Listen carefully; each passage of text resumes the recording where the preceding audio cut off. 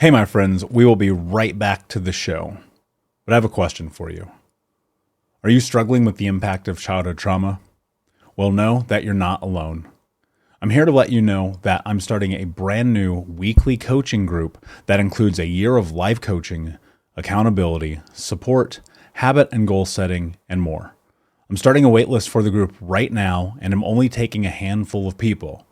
And I'll let you know that through this personalized coaching, we'll work together to help you understand how your childhood trauma has shaped your beliefs, behaviors, emotions, and will help you create a roadmap for healing and growth. Right now, you can schedule an absolutely free coaching session with me and get put on the wait list if you go to thinkunbroken.com. My friends, it's your time to turn your trauma into triumph, breakdowns into breakthroughs, and become the hero of your own story. And I'm here to support you in doing that. Just go to thinkunbroken.com to register for a free coaching call with me and to get put on the wait list for the brand new weekly coaching program. We'll be right back to the show. But before we do, I want to tell you about today's sponsor, factormeals.com, where if you go to factormeals.com/unbroken50 and use the code unbroken50, you can get 50% off your first order. That's factormeals.com/unbroken50.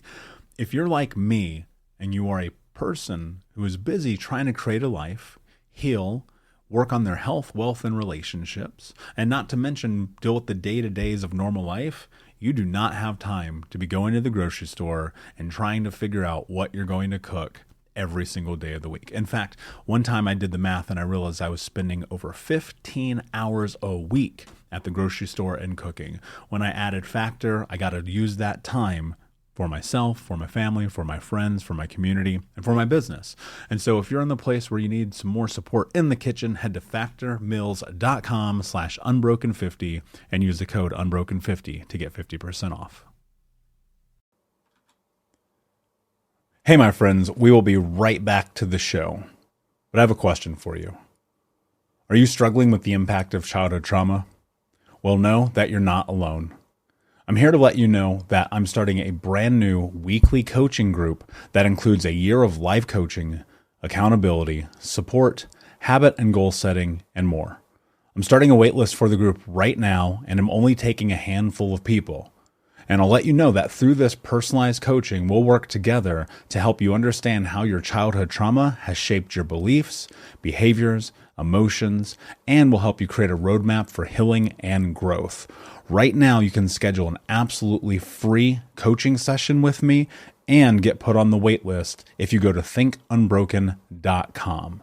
My friends, it's your time to turn your trauma into triumph, breakdowns into breakthroughs, and become the hero of your own story. And I'm here to support you in doing that. Just go to thinkunbroken.com to register for a free coaching call with me and to get put on the wait list for the brand new weekly coaching program. What does the word love mean to you? What role has love played in your life? What's up, Unbroken Nation? Hope that you're doing well. Very excited for today's episode with Zach and Jeremy of the FitMess podcast.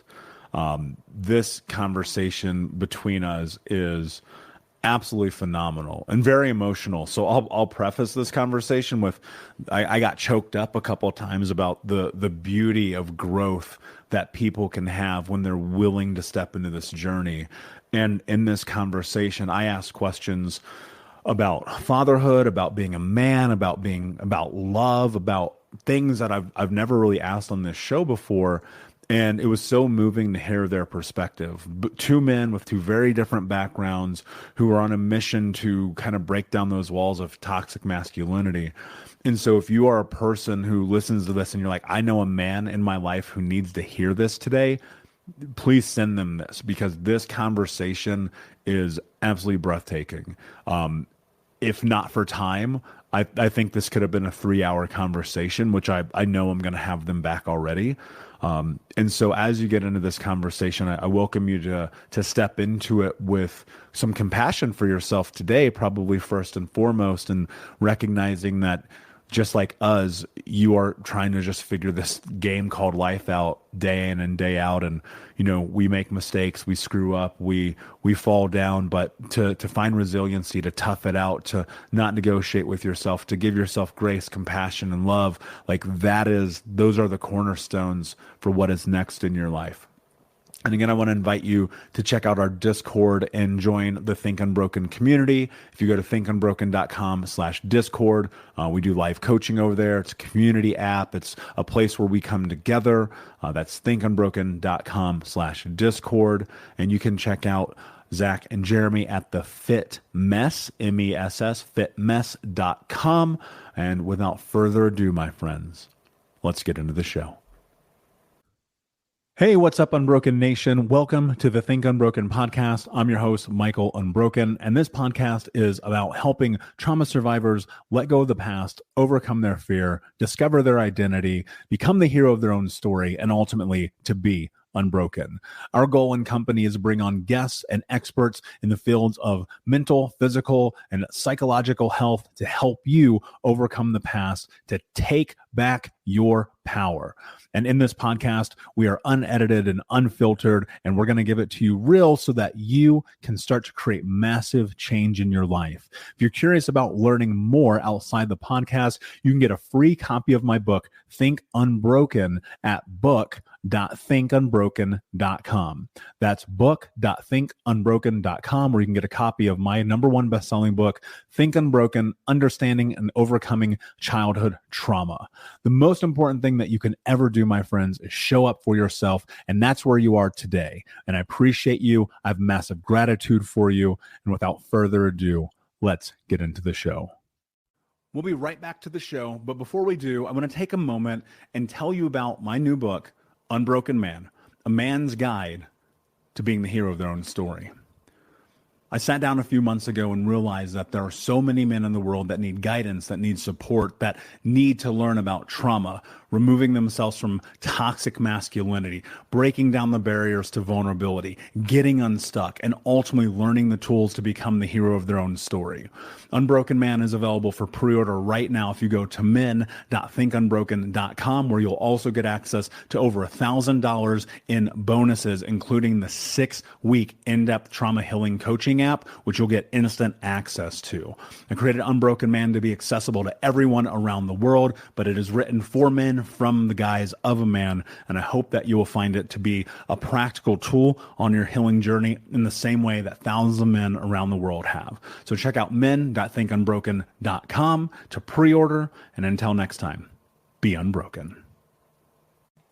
Hey, what's up, Unbroken Nation? Hope that you're doing well wherever you are in the world today. I'm very excited to be back with you with another episode with my guests, Jeremy and Zach, who are the host of the FitMess podcast.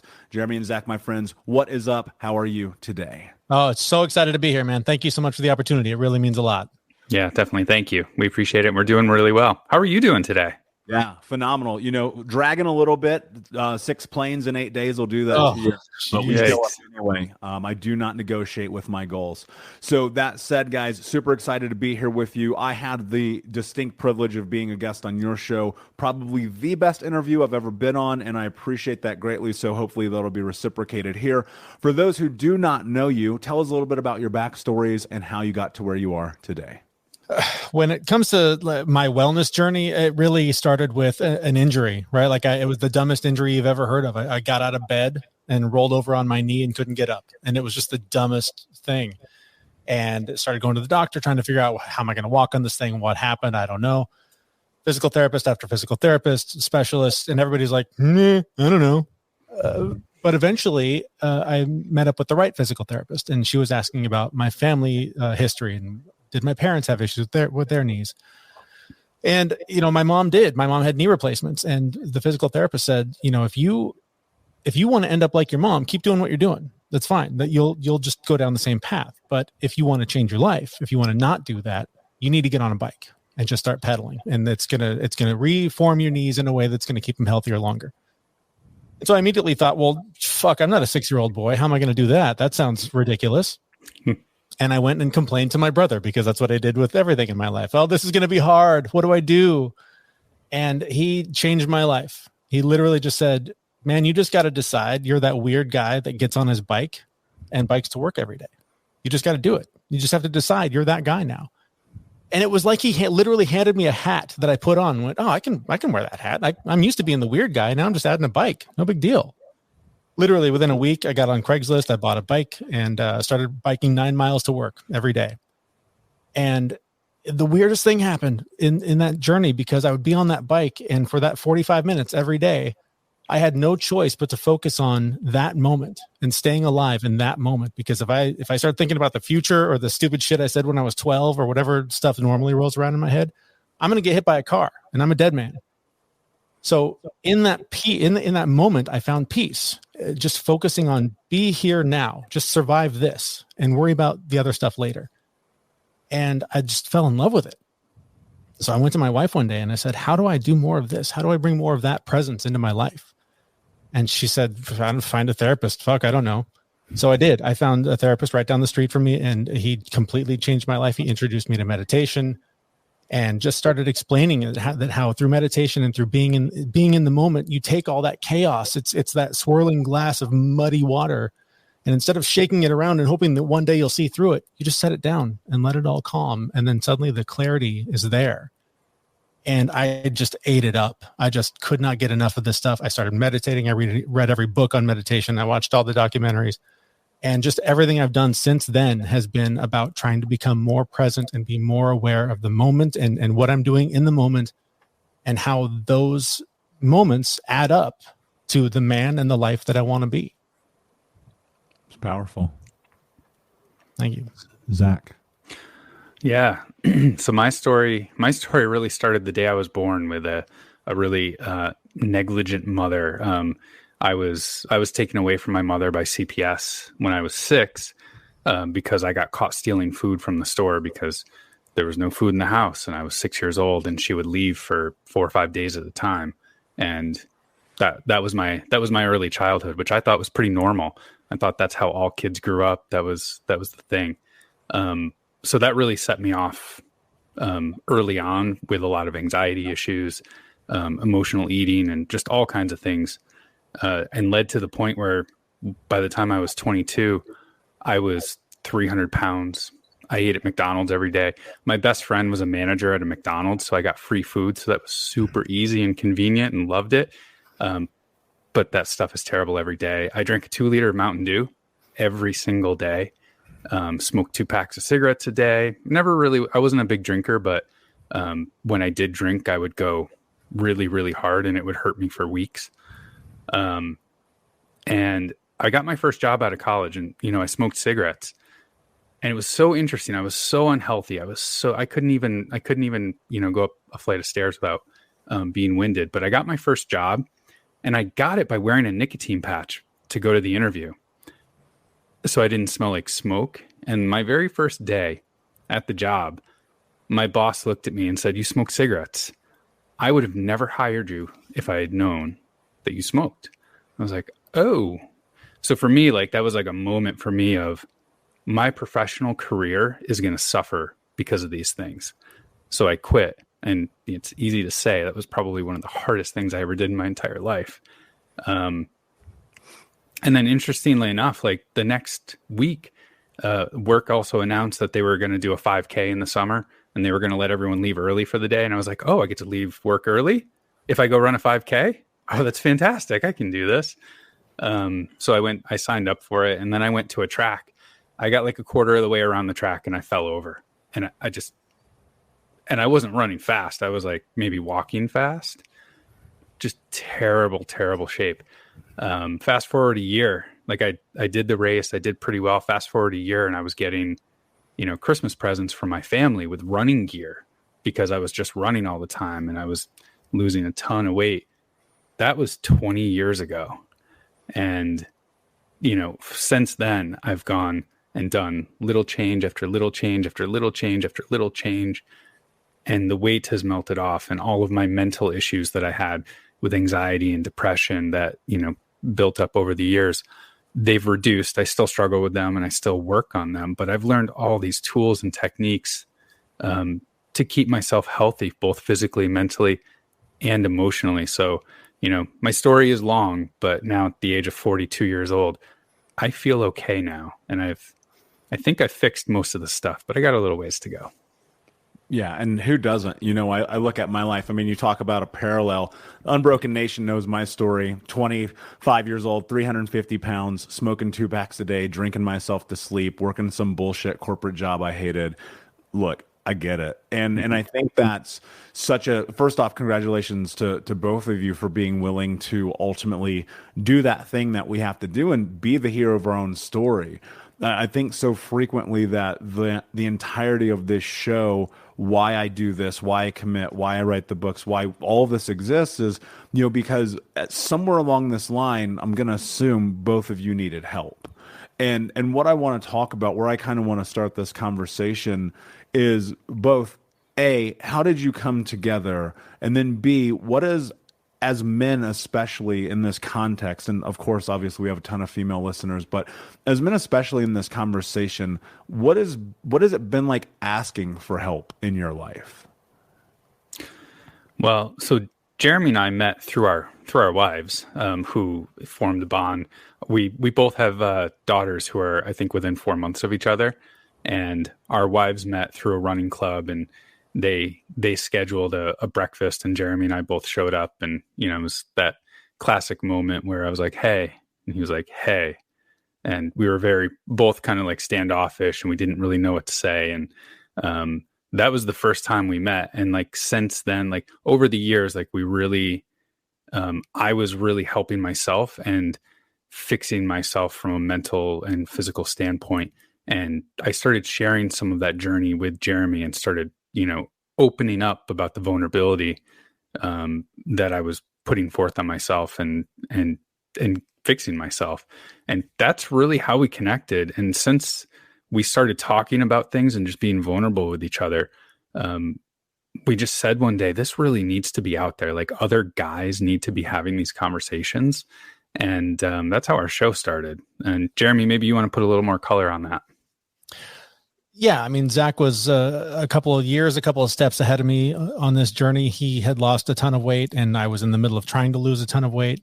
And yeah, we met, and I've never been a small talk guy. I don't do well with, man, did you catch the game last night? Or, how about that local sports franchise? They sure are hitting it, aren't they?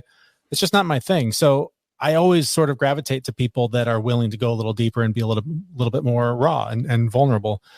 And Zach was the one that was willing to sort of put that out there first, and was sort of sharing some of the stuff that he'd done. I think because I had probably shared that I, had been biking and was kind of on this path and discovering some things, and he shared what he was going through. And I'll never forget, there was one morning we were camping, and we woke up and we're sitting by the fire, and he's talking about all this weight that he lost, and he holds up his phone and he shows me the graph and how it just dropped. And I was like, how did you do that? That's incredible. And he's like, oh, the keto diet. It's awesome. I started doing it. And he lost, I think at that point, it was like 40 pounds or something. And I was like, well, tell me more. And then as a vegetarian, I was like, well, I can't do that. But I modified it in a way that basically just followed his advice, just did everything that he did, but in my own way, and was able to drop 70 pounds in like a few months. And so the weight just flew off. But it was through these conversations where we were starting to sort of feed off of each other, and the things I was doing, either he'd tried before and it didn't work, but I was doing it in a way that he was able to adapt it and make it work for him. Or like I said, he was ahead of me. So he would kind of funnel information to me. And we agreed that these were conversations that either men needed to be having or hearing more of, to normalize that it's okay for guys to say, this shit is hard. Like, taking care of yourself, stepping up, showing up for yourself, facing your fears, facing your trauma, putting all that stuff behind you, implementing all these tools and tactics to try and get past that shit so you can live a more rewarding life. That's way deeper than how are the Mariners doing. And a lot of guys don't want to go there. So we agreed after, he had to pull my teeth and make me do it, because I don't have the degree on the wall that says, hey, I'm certified to teach you the thing or two, but I have some life experience and I've done some things. And so through a lot of pushing and prodding, he finally convinced me that we should open up the mics and share our struggles and our experiences, in hopes that we could help other people the way that we've helped each other. Yeah, that's powerful. And I was doing some rough math. Let's be clear, I don't have a high school diploma, so this will be all over the place. And cumulatively, we've lost over 350 pounds, right? Just as the three of us sitting Yeah. here. And the thing that I think to myself in that is, people will have this moment of, all right, I'm going to do this. I don't know if you agree with this or not, Zach, but I quit smoking 1,000 fucking times. Mm-hmm. I quit all of the chaos of my life 1,000 times. and, I used to be like, all right, I'm motivated. Dude, I could get so motivated for 8 minutes and then tomorrow would come. And I'd be like, oh shit, I can't. Wow. What purpose has motivation served in your lives independently, and what are your thoughts with it? That's a big question. You're absolutely right. I'll go back to the cigarette smoking. Like, I quit so many times, and the repercussions of me quitting, sometimes led to my wife to come and throw a pack of cigarettes at me and say, you need to smoke these because you're being an asshole. So yes, that was really, really hard. And I, early on, I had like a couple of moments that to me felt like rock bottom. The story I told about not getting my job if he had known I smoked. My career was really important to me at the time, and it still is important in a very different way now, but it was so important to me that I kind of hit a rock bottom at that point in my life. And that was the motivation like I needed. I didn't want to be down there at the bottom. And that was the time that I successfully quit smoking. All of the other times that I tried, I didn't have a good why. I didn't have a good reason. It was just, I think these things are bad for me and I shouldn't do it. And then going forward, every major decision I've made, everything that I've taken on since kind of getting out of that rock bottom, I try to remind myself of what it was like to be in rock bottom and remember, being down there. And that actually fuels my motivation and helps me get off my ass and take on the next thing and the next thing and the next thing. And now it's kind of morphed into this, I love changing into the next thing. Now my motivation is I've made all of these huge changes and now I get to do something else and something else and something else. And in 5 years, I'm going to look back and see all of this progress and journey and just really enjoy the journey. So my motivation has changed. Early on, it was really just kind of getting out of rock bottom and staying out of rock bottom. And now it's, how far can I go? And I've really changed my relationship with motivation this year. Really. I mean, the beginning of the year, and I have our show to thank, but I spent this last 6 months of last year complaining to Zach about how much I hate the gym. Don't want to go. I don't want to look back on my life and all the hours I wasted lifting stupid, heavy things in the gym because what a waste of life, blah, blah, blah. All the excuses I needed. And then we interviewed, I don't know if you're familiar with Tony Horton, the creator of the P90X workout. It's a big deal in early 2000s.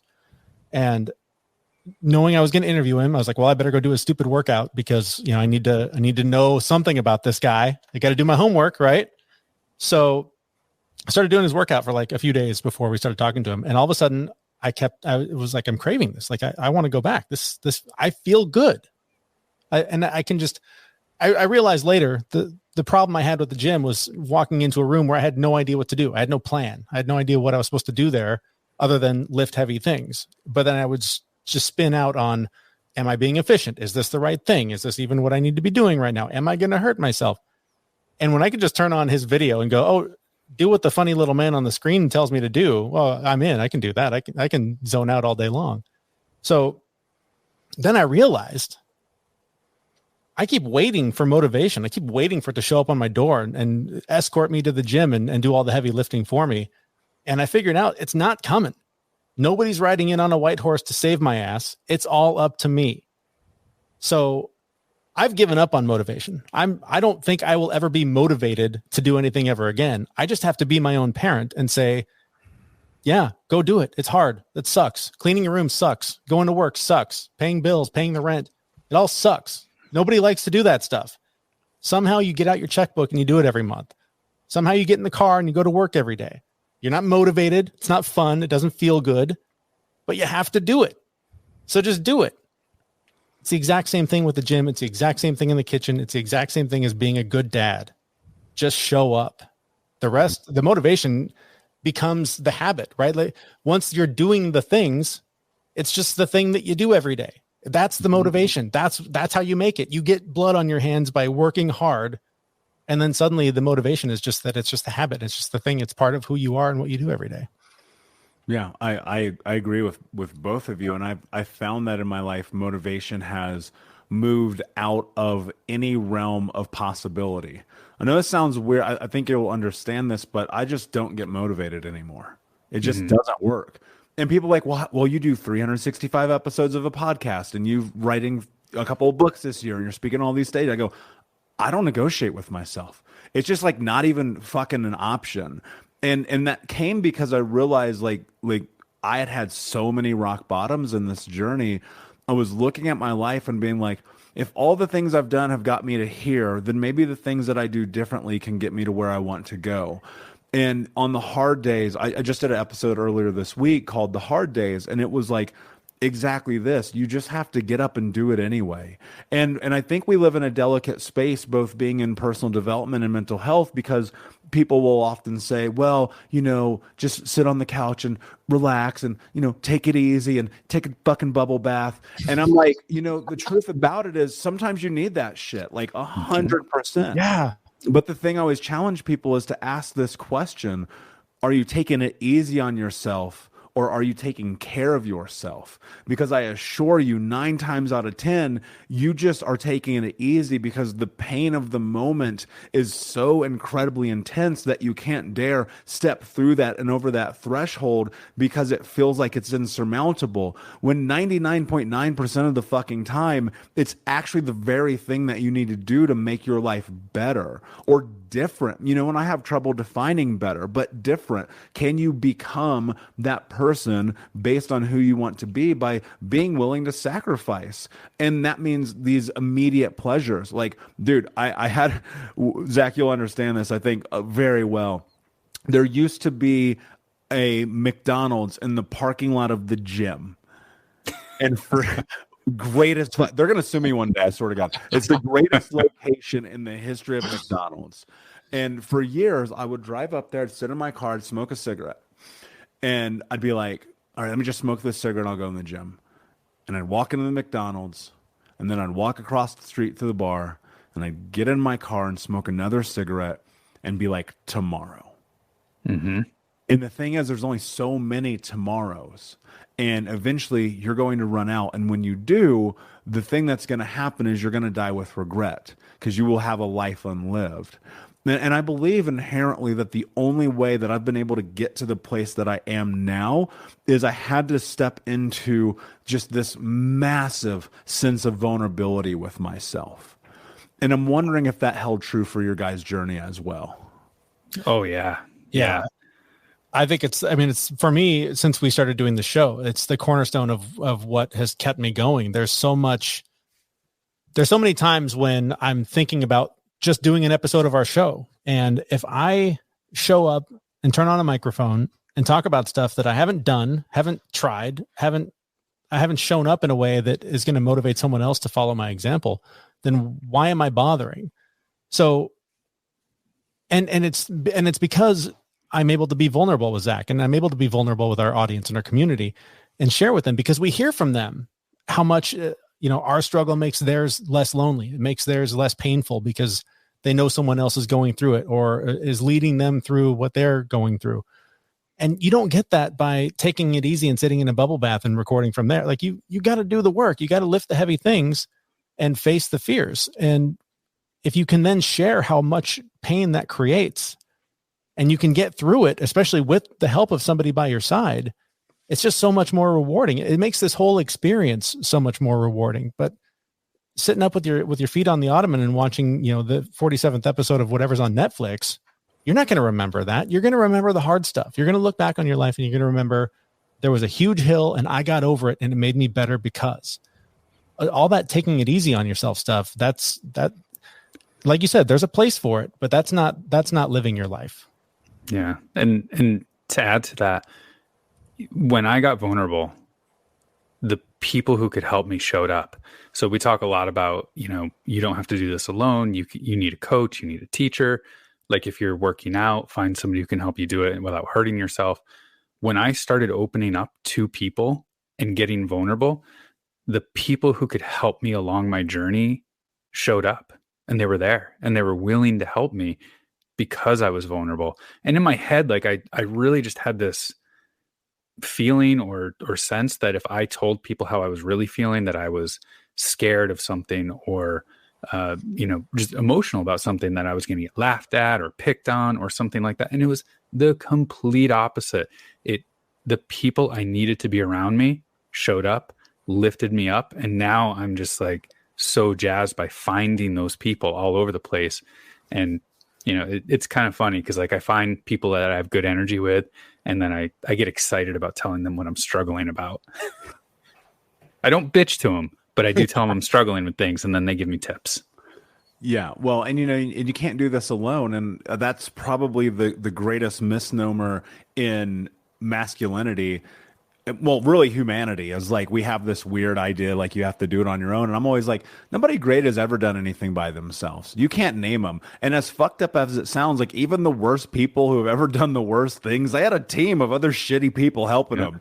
You know what I mean? And it's like, if you think about that, and I'm being crass, let's be clear about that. But, if you look at the reality of life, you have to be willing to seek guidance. That's why I have mentors. I have coaches. And I think it'd be so fraudulent for me to sit here and coach people if I didn't have a coach. You know what I mean? And I think that unfortunately, there's a lot of snake oil salesmen in the world, but the reality is you can't do it alone. And people heard that a million fucking times, but there are things you have to do alone. And this is where I want to go with this, because I think it's really important. There is something about the willingness to suffer that changes your life forever. And as I kind of measure my journey, yes, there's the uninvited suffering, the things we are not culpable for, childhood trauma, abuse, homelessness, stealing food, whatever that thing is, knee injuries, fine, whatever, right? We didn't ask for that. We didn't be like, hey, here's my plate, put that shit on there, it looks amazing. That wasn't a part of the journey for us. But there's the other side of it.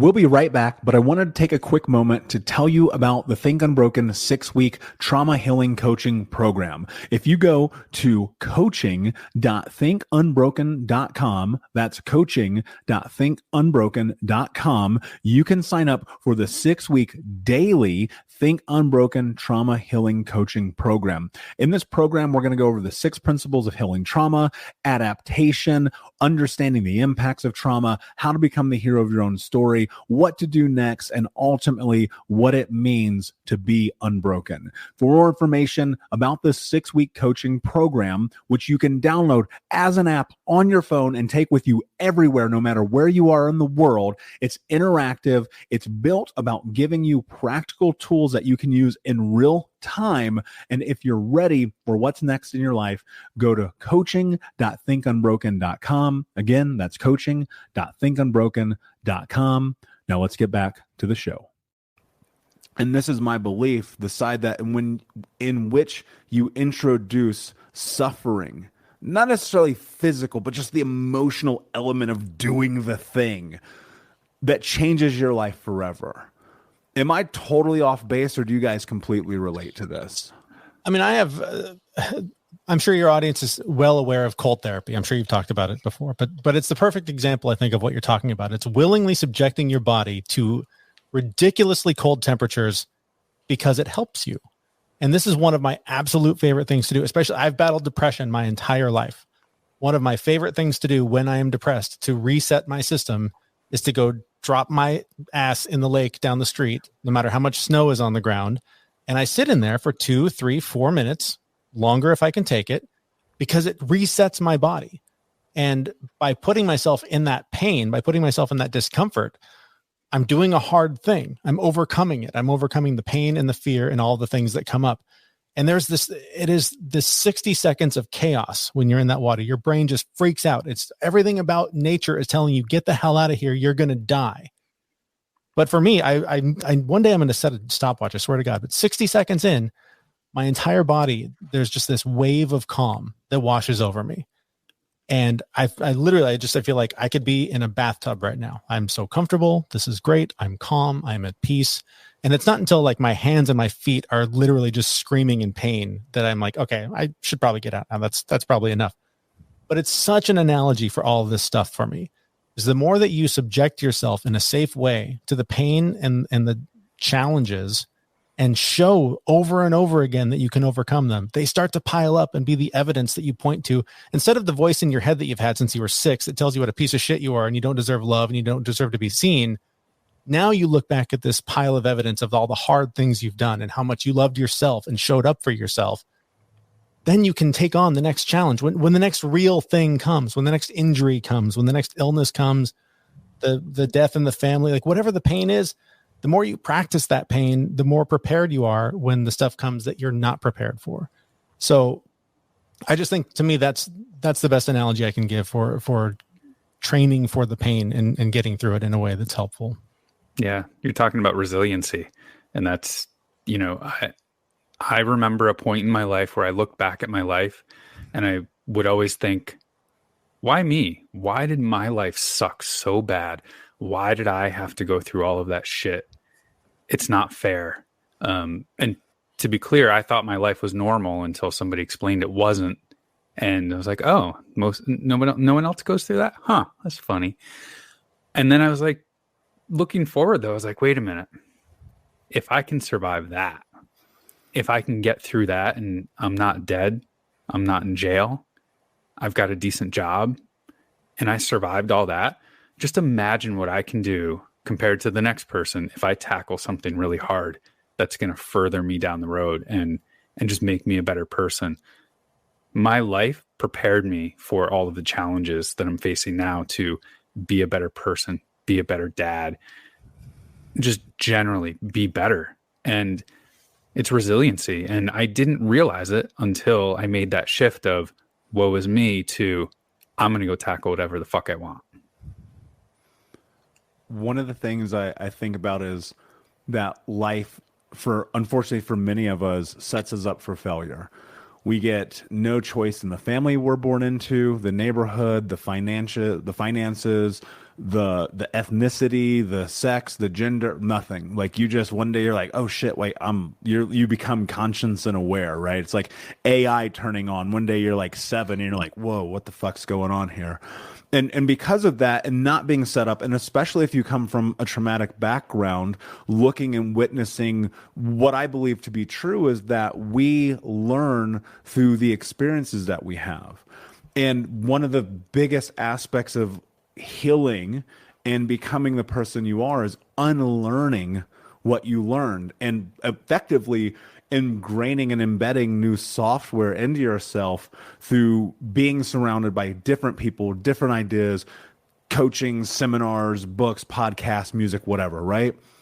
One of the things, and this might come out of left field, so feel free to take a moment and process what I'm about to ask you. As men who are married and have children, how does that work? And the reason that I'm asking you this is because from my perspective growing up, and for many men, we witness single mothers, we witness abusive parents, the relationships that we have, the baseline of those is violence and yelling and screaming and hurt and pain and suffering.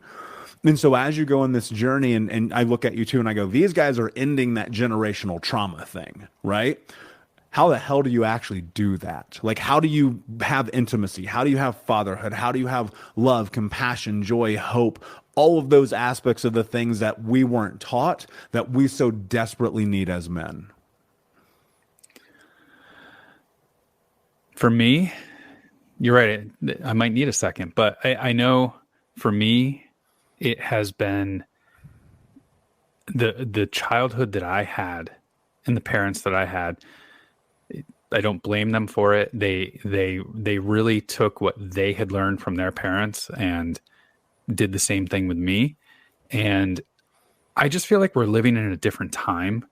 Like I can go to YouTube. I have resources all over the place on how to be a better dad, how to be a better husband, how to be a better person in whatever part of my life I want to be in. And it's the curiosity that I had and the pain and struggling that I had when I was a child that has really flipped it for me. And I don't know about Jeremy, but my natural tendency, so I'm a guy, but I'm naturally empathetic. Like I'm naturally drawn to my emotions. I'm naturally drawn. And I was the weird kid growing up because of that. And I had to pretend to be the manly man. So I just really embraced that. And I look at my daughter and I go, wow, I love that girl to death. I need to be better. I need to do things right. And for her, I had to break the chain. So I showed her, modeled what it was like to treat another woman the way I think she should be treated. So that's the way I've always treated my wife, and really tried to just model all of that, like good, healthy relationship with anyone that I'm working with, and explain to her, like, my daughter's 10 and I am so open with her about the truth and reality of the world. Like, she goes to school and her teachers are like, oh, wait a minute, you're supposed to be playing with dolls. You're not supposed to be talking about, these great big concepts that even adults avoid. So I really just tried to model what I felt was being a good person to my family, to my daughter. And as bad as this sounds, I use my parents as examples for me. What they are is the complete opposite of what I want to be. Mm-hmm. So any decision I make, would my mom do this? Yes. Well, I can't do that. Like, I need to flip the script on it. I think first, I feel like I should acknowledge that, I'm coming from a place of pretty extreme privilege compared to everyone in this room or in this conversation, because I had your standard, garden variety trauma growing up. I had the alcoholic dad and the arguments and the divorce, and compared to what you guys have been through, like, my life's been a cruise. So let me just start there. But with that in mind, I got a ton of shit that ruined for me and put all the voices in my head that have made this a much tougher journey than it needed to be. And so I think for me, a lot of it comes back to sort of what we've been talking about here, is just the willingness to be vulnerable, the willingness to tell my kids, I fucked up and I'm sorry when I fuck up, and to just show them that I'm not perfect. I'm doing my best. I'm trying to figure this out. I didn't have a great guidebook growing up. Like Zach, I have a lot of examples of what not to do. Literally, I think up until maybe 2 years ago, I was haunted by the fact that I'm going to become my ancestors. I'm going to, like, one day I'm just going to wake up and I'm just going to make all the same mistakes they did.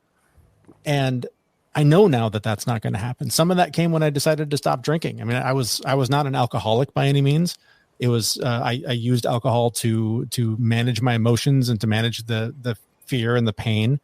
And when I put that down, that was the biggest step I took away from becoming my ancestors and becoming the people that came before me. And since then, every step has been a further step away. So I don't have that fear anymore. And that, it's that thing where you sort of create the life that you're constantly thinking about. So if I'm constantly thinking, I'm not going to become that person, everything you do takes you toward becoming that person. And so since I'm able to not do that anymore, I can focus more on, what feeling is my kid having right now and how can I help them through it? What pain are they experiencing and how can I guide them through that? What have I learned on my own journey that I can share with them?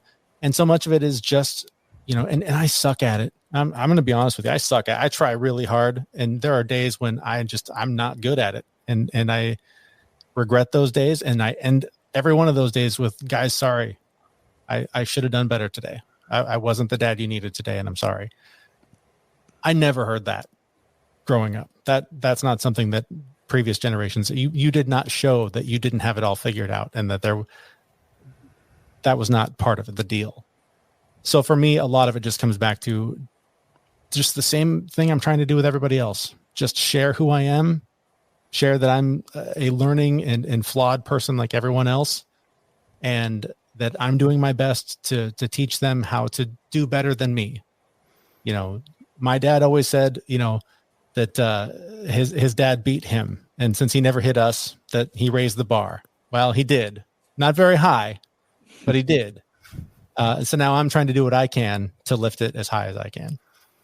Yeah, that's powerful and admirable. And both of you, that's incredible. And thank you for the willingness to share that. And Jeremy, I think very often people will compare, and I'm sure Zach, you get this too. They go, it was never as bad as your dude. My childhood was a goddamn movie. Like I don't know anyone who had a worse childhood than me. And so, to compare would be very, very asinine. But all those things as experiences of our life, they impact us. We are the sum total of everything that's ever happened to us leading up till today.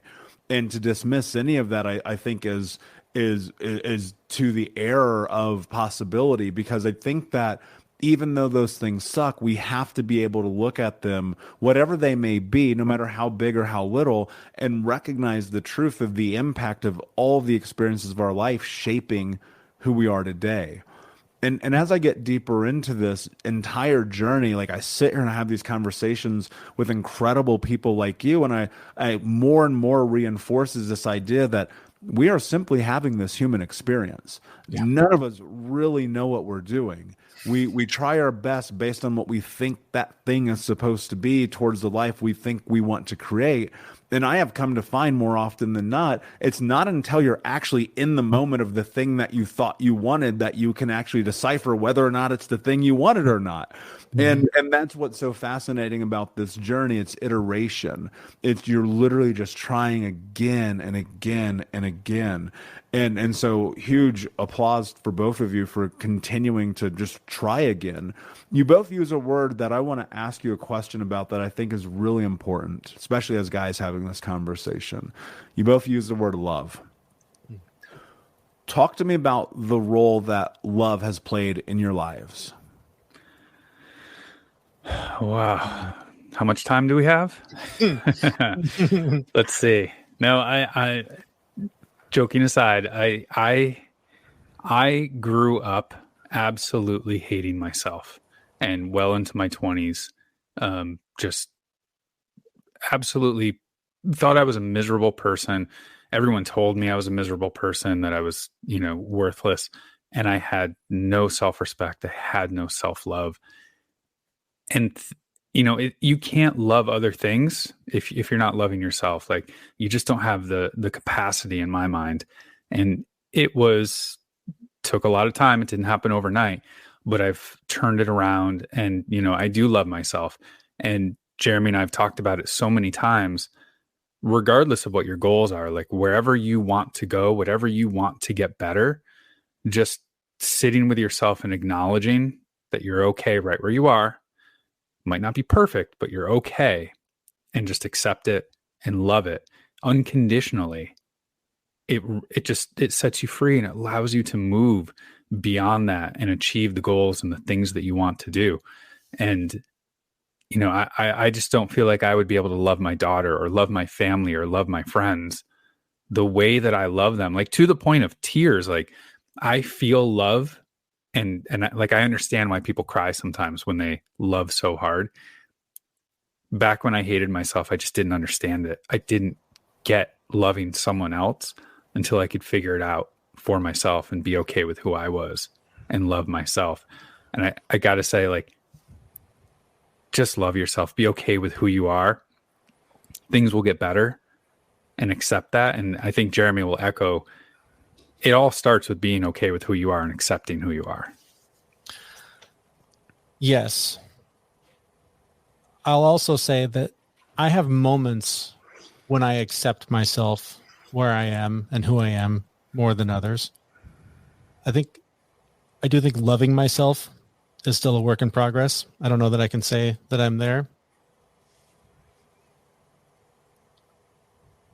It's really been through the process of creating the family that I am fortunate to live with, that I can even talk with any experience or authority on love. Because before I met my wife,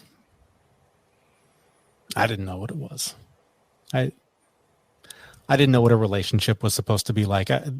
Everything that I put into any relationship was following the same toxic, shitty patterns that my family had shown me or whatever. whatever bullshit Hollywood stuff put out there.